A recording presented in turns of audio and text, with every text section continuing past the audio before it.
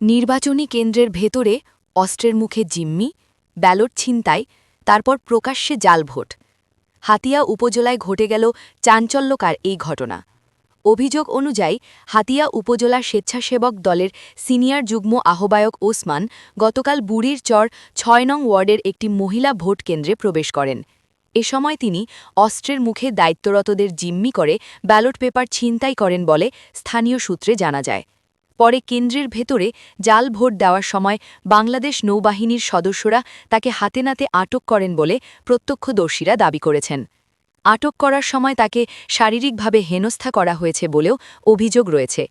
এদিকে আজ সকালে সামাজিক যোগাযোগ মাধ্যমে একটি ছবি পোস্ট করে তিনি ঘটনার ভিন্ন ব্যাখ্যা দেওয়ার চেষ্টা করেছেন বলে আলোচনা চলছে।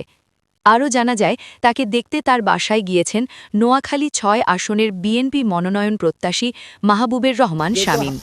ঘটনাটি নিয়ে এলাকায় ব্যাপক আলোচনা ও উত্তেজনা বিরাজ করছে। একাল টিভি, ফাহিমা সুলতানা, হাতিয়া।